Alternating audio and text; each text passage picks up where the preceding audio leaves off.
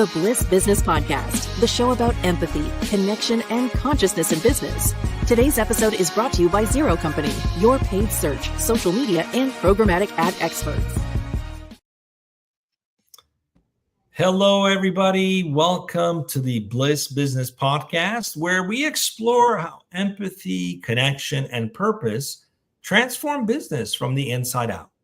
I'm Tullio, and I'm excited to dive into a conversation that's all about the power of building true community in business. In fact, the Harvard Business Review study shows that companies fostering strong connections see 50% higher employee retention and 56% greater productivity. But community is not just about culture. It's about creating a shared purpose that resonates beyond profits. Our guest today is Devan Kline. He's the co-founder and visionary of Burn Boot Camp. Devan and his team have turned a fitness concept into a movement that empowers people both inside and outside the gym.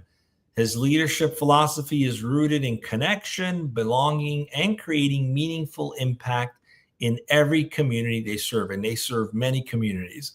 Devan, welcome to the show.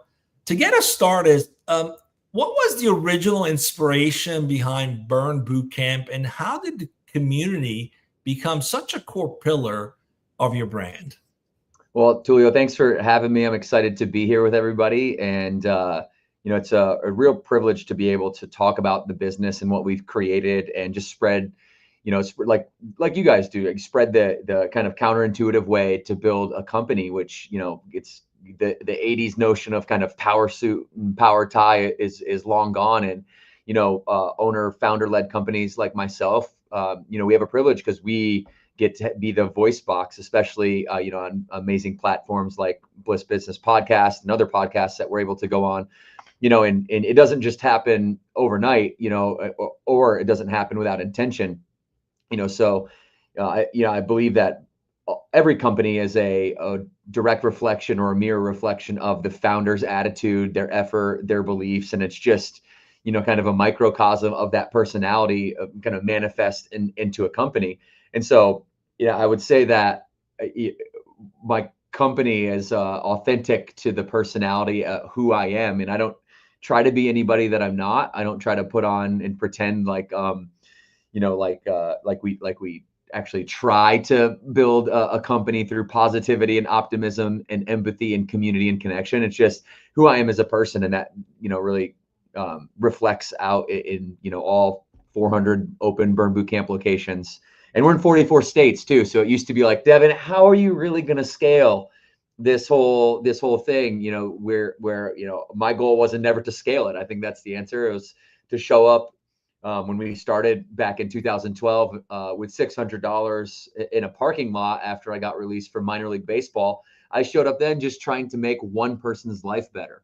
And I always tell my people in my system that our goal isn't to get big. Our goal is to get better. And if we get bigger by being better, then we're going to be just fine. But not trying to keep the small town community vibe, just being that, right? And so we call it the championship culture, where it's this blend of, like we said, empathy and community and connection and belonging.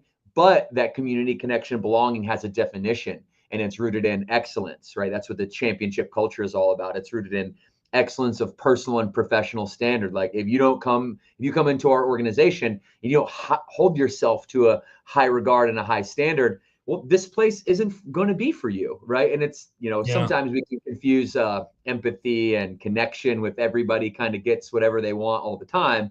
That's definitely not the case. Go study any championship team and you'll see that the individuals that make up that team, have that excellence. They have that accountability in them. They're humble, willing to be held accountable, and are showing up wanting to improve themselves and something about the company every day.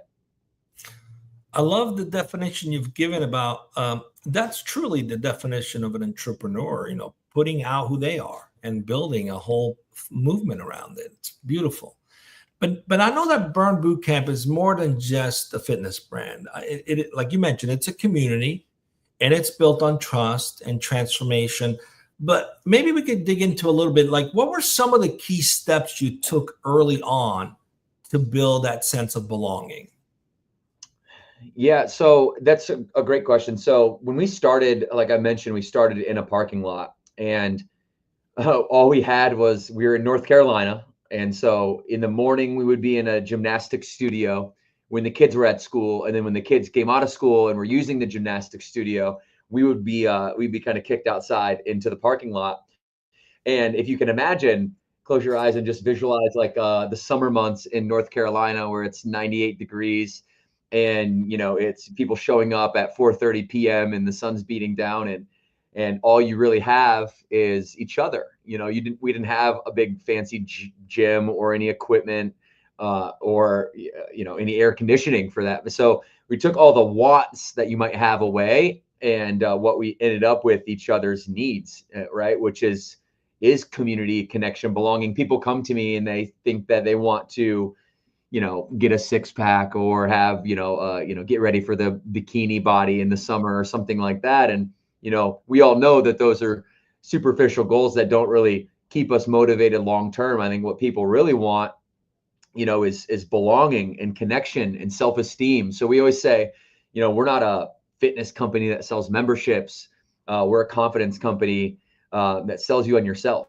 And that fundamental kind of, change in the language there really set us apart when that's, inside of our DNA, from our core values to every camp that we run, to our front desk, which we call Burn Ambassadors. What's unique about our business is Child Watch. So we really speak to moms and dads and parents who otherwise don't have that, access to that kind of community where they can find the sense of belonging, because like, how expensive is it to, put your kids in childcare while you go work out. So we provide that amenity for free at all of our locations. And so it was about understanding universal human needs, and really going beyond fitness and understanding human psychology.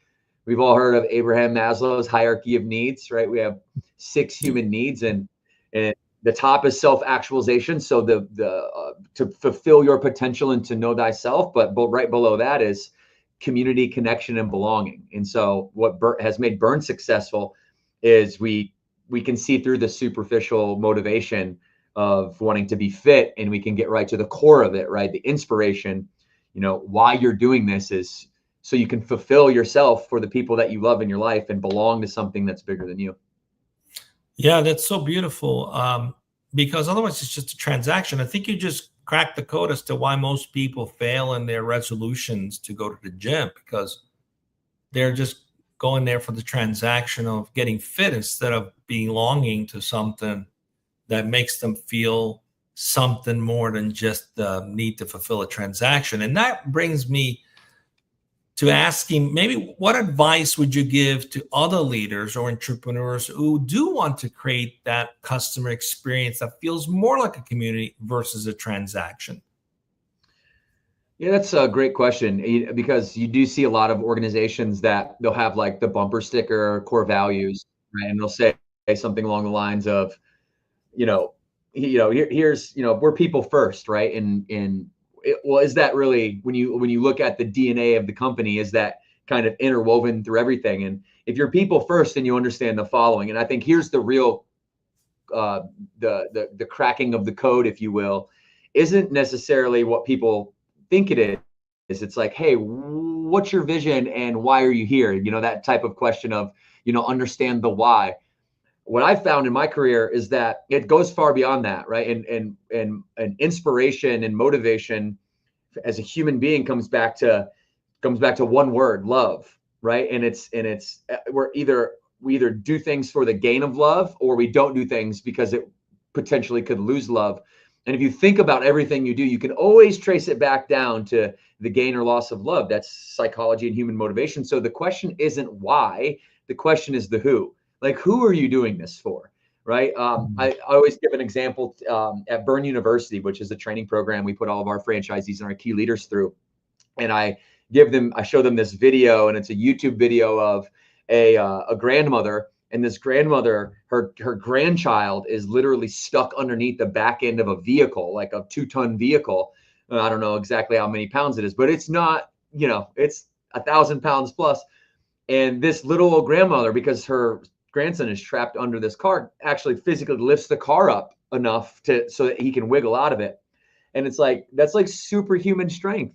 And, this grandmother doesn't, like even me, if I went up to the back end of a car and I just tried to lift it up because there was $1 million under the tire, like I'm not going to be able to do it, because there's not that level, that desperate level of motivation there.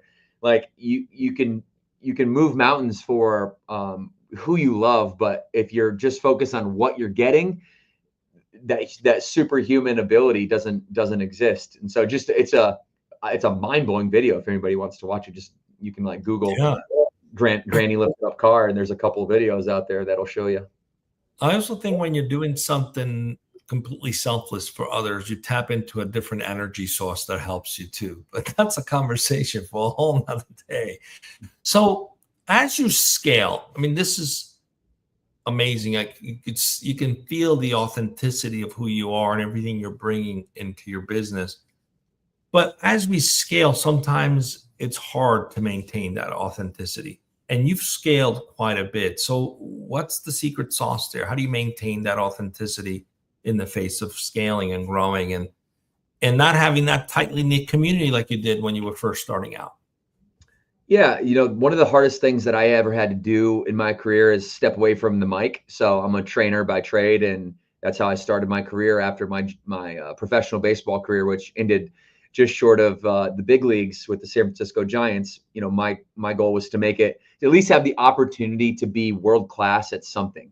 And so that's really the beginning of starting the fitness company. And I remember I went to a Tony Robbins event because I knew nothing about business. I barely knew what the word entrepreneur was, even though I was one since I was 12 years old. And it's when my wife and CEO and I met when we were 12, and I started 20-minute snow removal in the winter and 20-minute grass cutting in the summer as my first official franchise. I didn't even know what the word entrepreneur was.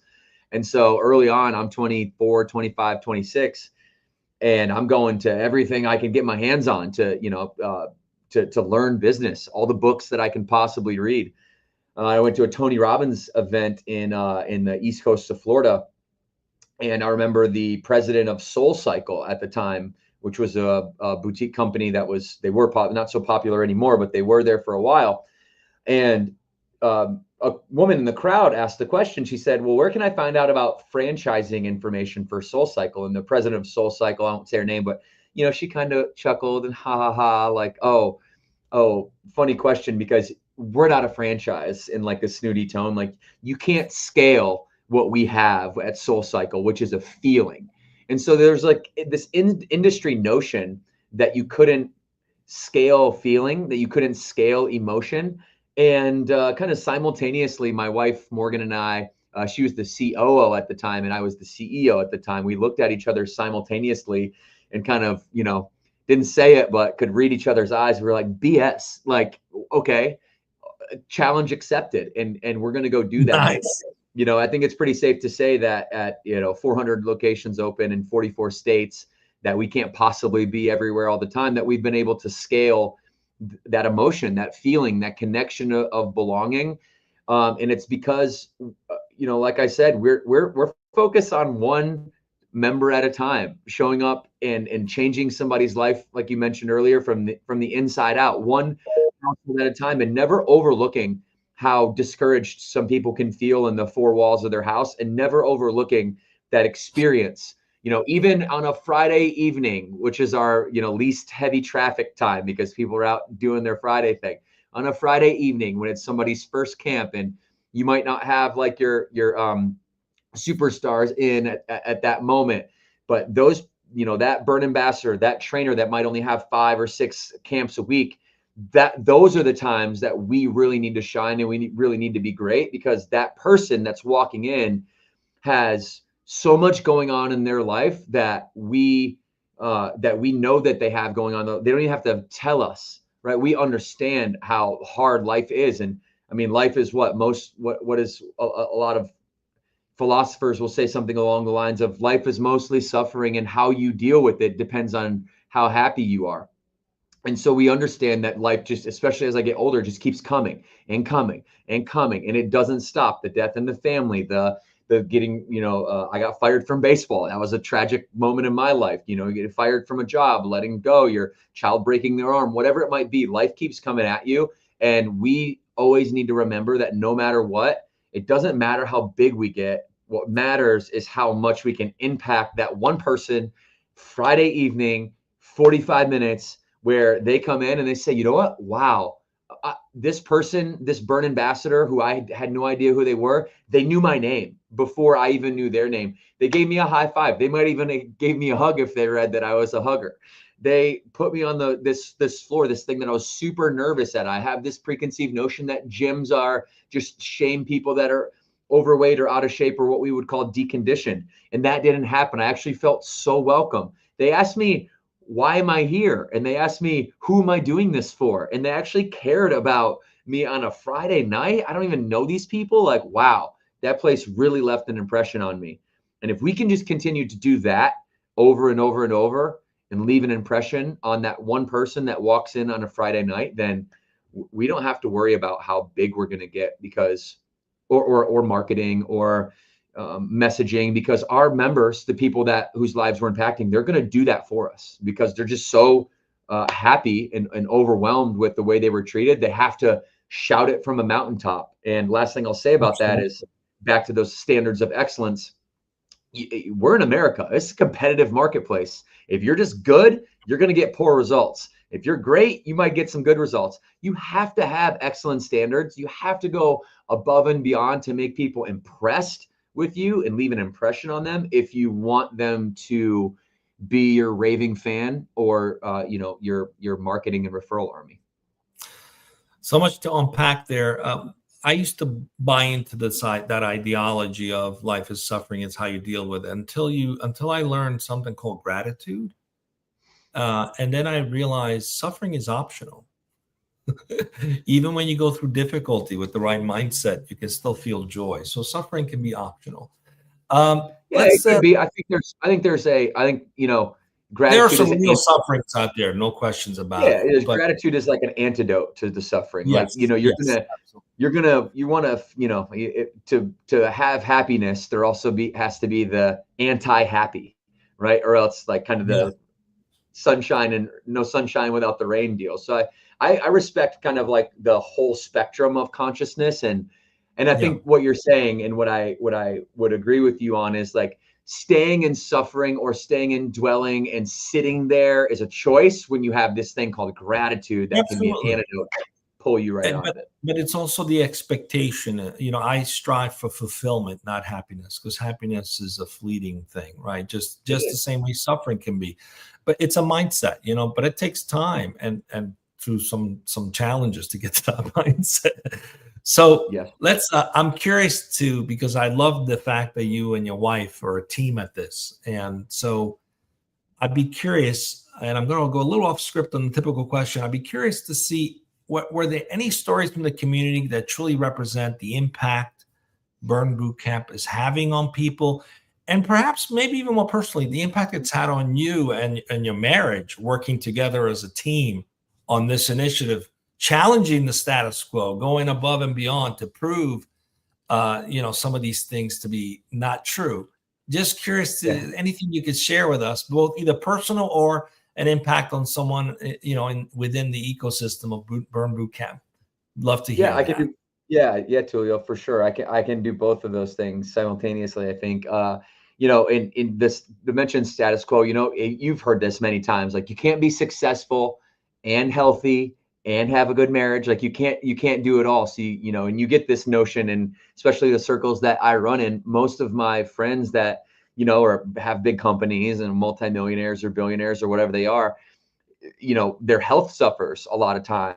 Like if you looked at all of them, you'd see your health suffering. And again, like, gratitude is a choice. Yeah. I think that is a choice too. You can make the decision, to put the healthy food in your body, to do the workout. And ironically, that actually, health is, if there's like three things that matter the most, health is, at the center of that. Like your energy and your emotion creates movement and momentum in your life. And if you're not at peak energy, if you're not in a peak state of being, it's very hard to be successful. It's very hard not to dwell in suffering. or in shame or doubt or whatever negative emotions on the spectrum that we might feel. So Morgan and I have always, like I said, not tried to be anything other than who we were. We just always thought that, hey, it makes logical sense that if you take care of your health, you're going to have a better mindset. You have a better mindset. You have a higher likelihood of, success and ambition. And so we ended up being a healthy family, a wealthy family that build a business with our family and our 3 kids, Cameron, Maxwell, and Ryan, for families, for our members who mom and dad, our burn sisters, our burn bros, and then our kids that come into Child Watch and do our kids camps, right? We built the company for families with other families. When I was down in Naples, Florida, after I got released from the San Francisco Giants, I worked at a box gym, and that was kind of my foot in the door to the fitness industry. We can talk about that whole story another day, but I had a trainer there that I worked with named Patrick Hartman. Well, Patrick Hartman is now a multi-unit, and him and I were both, I wasn't single at the time. Morgan was my girlfriend, but Patrick was single at the time. We both weren't married, both 2 young trainers who were on the path and on the journey. And when I ended up moving to Charlotte to start Burn, I brought Patrick up to Charlotte, and he ran one of our South gyms. Turns out himself, he's in Atlanta, opens a gym, gets married, opens another gym, has some kids, opens another gym. Now they're getting ready to open a gym in Dawsonville, Georgia, and he's absolutely like blowing it out of the water. His wife McKenna is amazing. His business partner, they're doing it together, having children, and it's just this. It's goes back to the point of every founder. The organization is a reflection of the founder. And, Morgan and I have had ups and downs, like peaks and valleys of this thing. Like we had to go through this whole period of time where we physically had to ask, hey, what hat are you wearing? Literally, we'd had to ask each other that question, because it's mom hat, it's sister hat, it's wife hat, it's CEO hat, it's trainer hat, it's author hat. We wrote a USA Today bestseller. So at one point you're wearing all these different hats. It's like, okay, we kind of all have this inherent multiple personality disorder. So you better have a mechanism for understanding which version of the person that you share a business with. And it's even harder when you share life with, because sometimes she might not be happy with the visionary. I might not be happy with the CEO, but we can't spill that over into not being happy as husband and wife, right? And so it's a very tricky dance. And what we've really learned to do is just say, hey, what hat are you wearing? I used to go into her office when she was wearing her analytical hat or her spreadsheet hat as the COO. And I would be like, hey, I've got a vision. And I would just drop a vision bomb on her. And she would be typing, look up at me with blank eyes, like, what are you talking about? Get out of here. I don't have time for your 25 vision bombs. And so what I learned was to say, hey, are you in the mode to hear some ideas? So everything is now prefaced with a question. It's pre-qualifying. Are you ready for this? Is this the right time for you? Is this the right time for you? Yeah. I love it.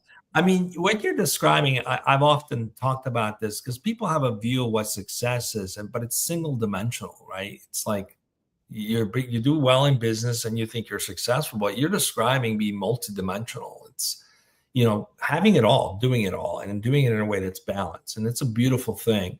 Not a lot of people can do that. Most people struggle with that. But we have a question from the. Go ahead. Sorry.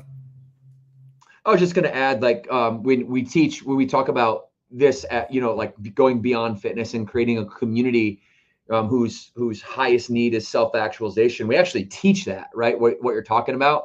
And we put it in a pie chart. There's 8 pieces of it called the Burn lifestyle. It's mind, it's body, it's relationship, it's spirit, it's emotion, it's time, work, and money. And when you put all those things together, you have to kind of have a daily ritual in each one of those things, or else, the money bucket will take over, or the health bucket will take over. And, you can be the most healthy person in the world, but if you can't provide for your family, then, we just really try to preach being well-rounded, and thought it was worth saying that, that's an intentionality behind the culture of Burn Bootcamp, is to actually show people, our lifestyle and to actually teach them and be proud of what Morgan and I have built and show them how we do it.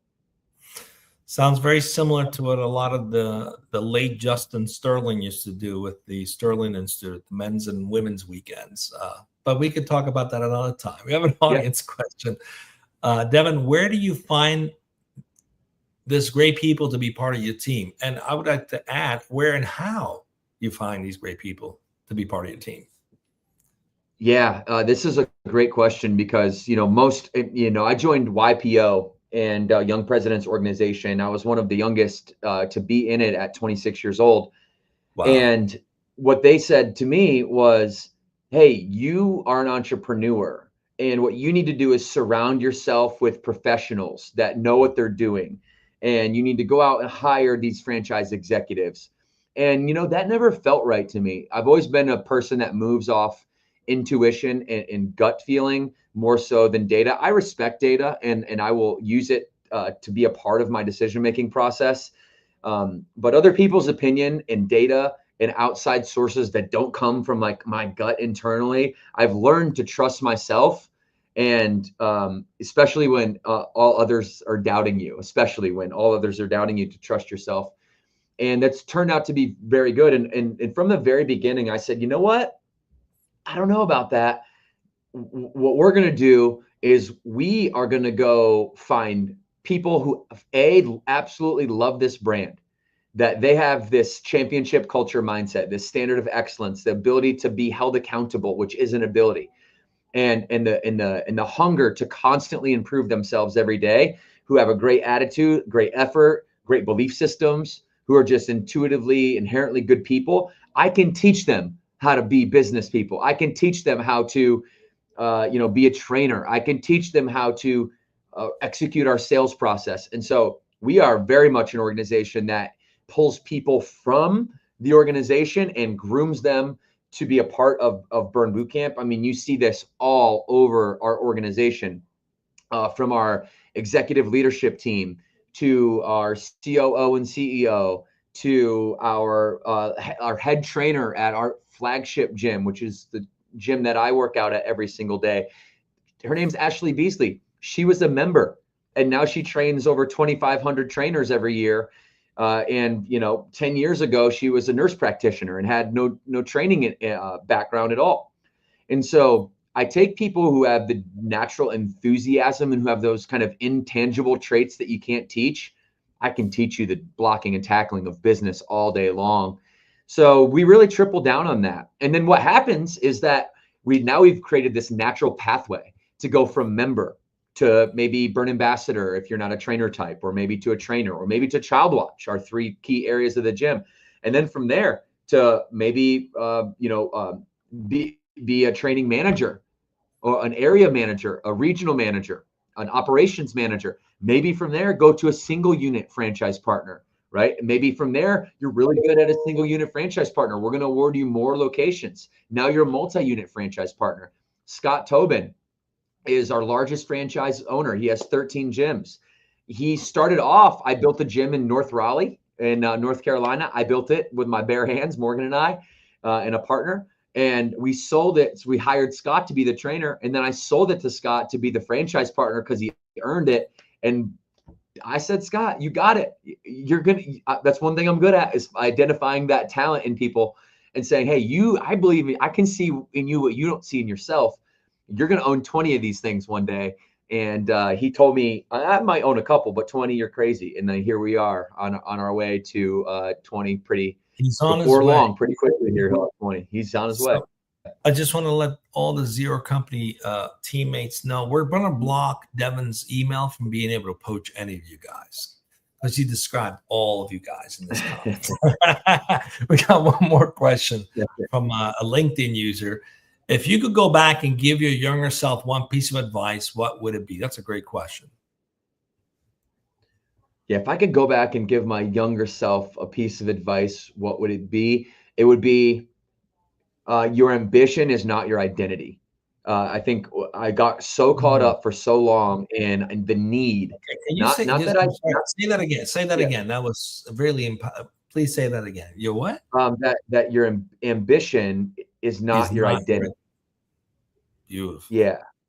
And, and I didn't think, I didn't really think about that question before now, but that's exactly what it is. Because for so long, what I struggled with was not that I'm telling people to set down their ambition. I'm actually not saying, I'm saying the opposite of that. I'm saying once you let go of that need, the keyword being need, the absolute need in order for you to be fulfilled, to be achieving in business, once you let go of that need and there's not all that forced kind of excess potential going toward this need to be aligned with this person who achieves, and if I don't achieve, then the sky is falling. If you let that go and it just becomes a part of who you are and it becomes something you really want to do, but it's not a need for you, that you're not hanging your identity on being somebody that achieves, because then you get one bump in the road and you get some boos from the crowd, and all of a sudden you might have the tendency to go south emotionally pretty quick. Or on the opposite side, if you're doing really well and your identity is focused on just your ambition and just your achievement, and you get all these cheers, it's like, well, that's not good, because then you think you're better than you actually are, right? And you haven't, and I went through this. I didn't run into any adversity until the pandemic era, where gyms and bars were like public enemy number one. And so, it forced me to really go deep and get introspective during those few years. And I had to figure it out from a emotional intelligence standpoint. So that would be my advice to my younger self would be. And what actually happened was that now my ambition grew, because I wasn't so like, what I actually cared about were the 4 people in my household that I cared about, the amount of love and memories that I could make with them. And as soon as that's the axiom of my fulfillment, business just became the side dish, and it wasn't the main entree. And I mean, life has exploded since then. It's so powerful when that happens. It's so powerful when that happens. And the goal sometimes is the right goal, but your approach to it needs to evolve. Like I look back and I wanted to be the CEO because I wanted the power, the prestige, the accolade that go with it, right? And then you get there and you're like, man, it's lonely up here. And then you realize, well, really, what do I really want it now is to set people free, is to create an environment where people can feel empowered, can grow and learn. So it has meaning. So I love that. The goal might be the right goal, but maybe give it more meaning. That's not about you. Then you can actually bring it to life. Yeah. So let's shift a little bit about in the business, the model, the systems you might have put in place here. According to Deloitte, companies that prioritize connections are 4 times more likely to outperform their competitors. Clearly, you've spoken about that. You're doing a great job. And we talked a little bit about the business really being an extension of you and your wife.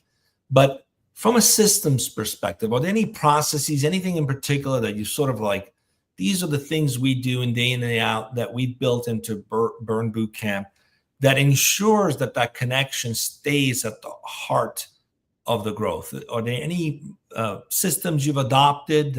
Please share those with us.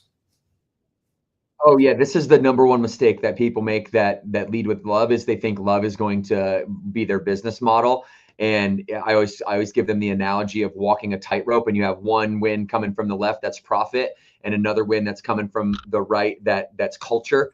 And you have to balance those things, because because if you're too profit heavy, you're going to fall off one side. And if you're too culture heavy, and you're like, oh, rah, rah, here we go, we can do it because we've got spirit. Like, if that's your mentality, you're not going to be successful. There's no chance you can scale. And so for us, it's all about processes. And the way we look at it is we take the emotional connection that we've created inside of our members, and we quantify that. So you can quantify anything.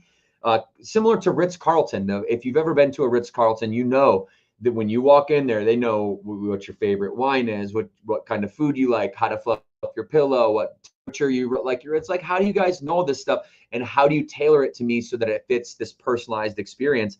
Well, it's a process. The emotional feeling, the feeling you get from a brand, is all a part of the process. So from our burnbootcamp.com, when you land there, the feeling that you get, the copy on the website, to the emails you get from our CRM, to the names and high fives that you get from the Burn Ambassador when you walk in.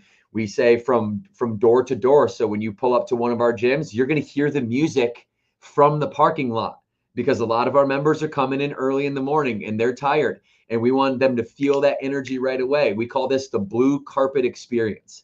So the BCE, we quantify the blue carpet experience. It's a checklist.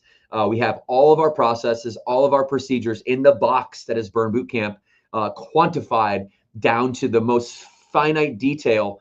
And then we actually manage our business to this. And we teach all of our franchise partners and all of our HQ locations that you can't manage what you don't measure. I learned that early on in business. So you have to be able to manage the emotional connection. How do you do that? You measure it. So we have the blue carpet experience that basically quantifies how well that you do. When a member comes into your gym, how well do you do? Like, do you do A, B, C, D, E, F, G in order? Or are you skipping C and maybe over F and getting to Y too quickly? So it is absolutely 100% the only way we've been able to do what that president of SoulCycle said we couldn't do, which was scale the emotional connection and tangible feeling to our business. To scale that, you need processes. And we not only need them, they're our oxygen. It's what we breathe. My COO, she is the process queen, and she is a rock star when it comes to building and executing and holding people accountable in our culture to the process. In speaking with a lot of franchise owners, and one thing that's become very clear is those franchise work with systems. You got to have systems in place so someone can step in and replicate. So a lot of traditional business can actually learn a lot from franchise owners about creating repeatable, scalable systems. Have you ever read the book E-Myth? No. It's by Michael Gerber. It's a great read for first-time entrepreneurs. And he says exactly what you're saying. He says, no matter whether you're going to scale a business or not, you should treat your business like a franchise. You should treat it in the regard of which you have everything detailed. I'm fortunate enough to be buddies with Jimmy John from Jimmy John Sandwiches. And you listen to him talk, and he's like, when we go into the box, it is everything, down to the detail. He goes, you can look at the door of the entryway to a Jimmy John's, and if you see a corner of the door that has dirt in it, you know that Jimmy John's isn't going to be as successful as one that doesn't have dirt in the corner of it, because of the attention to detail. You got to maintain those standards. It's a beautiful thing. Yep. We've touched on this a little bit as we get close to wrapping up here. We often ask this questions about purpose. And a lot of research shows that purpose-driven brands create more customer loyalty, 3x higher than their competitors. You touched on this here and there, but I really want to highlight this if you could. What is the deeper purpose behind Burn Bootcamp? And how does this shape the way you lead? I mean, the purpose is simple. It's to inspire people to fall in love with themselves. And so many of us are in our own head. You know, we're constantly beating ourselves up. We treat others better than we even treat ourselves. And to be able to love yourself today so that you can actually have an inspiration on who you'll be tomorrow, that's the key. Because if you're not inspired by the future, I mean, then all that's left is today's issues, today's problems, the complexities of today. And life can't be all about solving problems for other people. We've got to be, there's a song by J. Cole, which I'm a rap fan, so I'll quote J. Cole. It says, "Love yours. There's no single life that's better than yours." And, so many people look around and look at, his life or her life. And I've been a victim to this. I think we all have at some point, and say, "Oh man, they have what I don't have." And at the end of the day, Burn Bootcamp exists to show yourself how strong you are, how capable you are.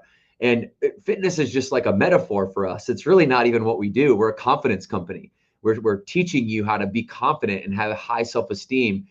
Okay, and we're going to do that by introducing you to this tangible thing that's a dumbbell and looking at you and saying, hey, Tullio, you're lifting a 20 right now. I know you can lift a 30. And you're going to look at me and be like, oh, I don't know. And there's that doubt, right? And as soon as that doubt creeps up, bam, here's the 30. You do it. We high five. I told you you could do it.